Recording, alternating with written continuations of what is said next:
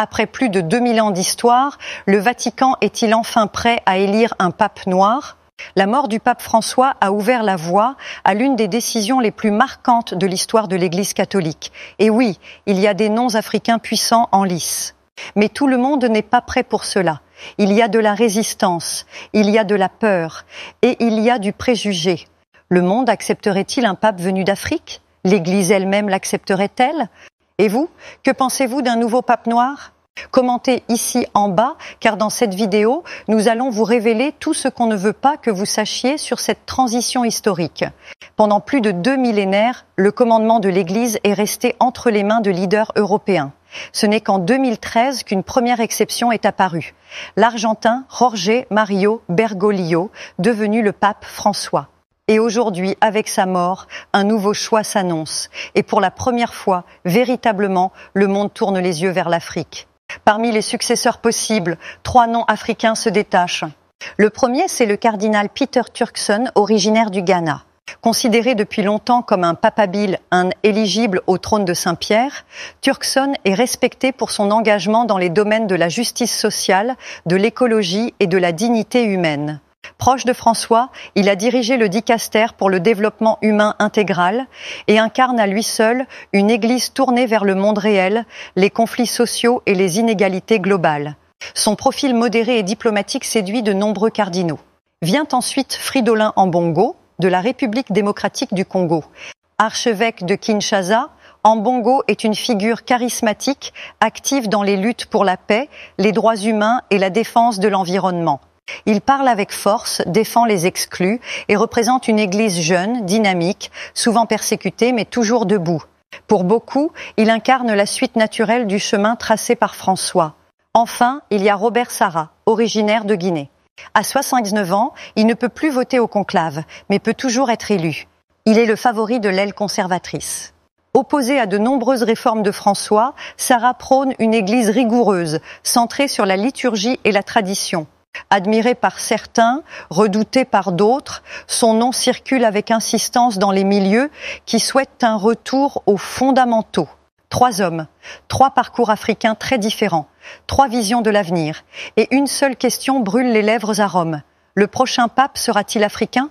Et s'il l'est, continuera-t-il l'œuvre de François ou brisera-t-il tout ?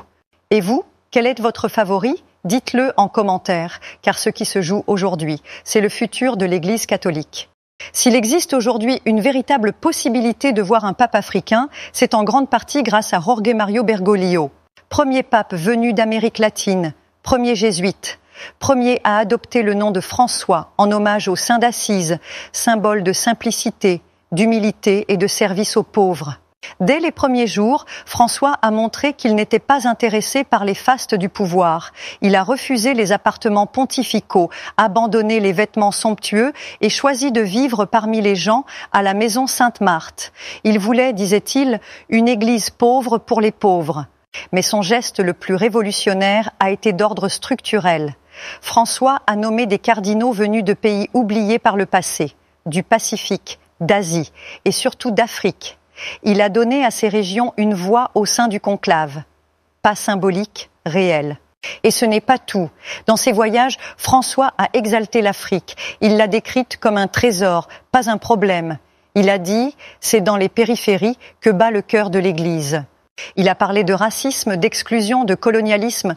Il a fait de l'Afrique une priorité. En d'autres mots, il a planté la graine, nourri le sol et mis un panneau prêt pour la moisson. Maintenant qu'il est parti, la moisson aura-t-elle lieu ? Si vous croyez que l'élection d'un pape est un acte purement spirituel, vous allez être surpris. Le conclave est une mécanique complexe, entre rituels sacrés et manœuvres politiques. Derrière les portes de la chapelle Sixtine, ce sont des alliances, des tensions, des négociations silencieuses qui déterminent l'avenir de l'Église. Et malgré l'héritage de François, la majorité des cardinaux électeurs vient encore d'Europe. Beaucoup d'entre eux ont grandi dans une église où pape rime avec Rome ou Italie. L'idée d'un pape africain, pour certains, c'est impensable. Officiellement, on parle de continuité et de prudence. Mais en coulisses, on murmure les vraies raisons, peur du changement, peur de perdre le contrôle. Et pour être franc, parfois racisme. Certains invoquent la langue. Le pape doit parler italien, disent-ils. D'autres parlent de tradition, images, protocole.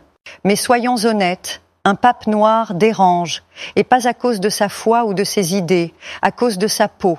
Choisir un pape africain, ce n'est pas juste un acte religieux, c'est une déclaration, un cri d'émancipation. François était improbable, et pourtant il a été élu.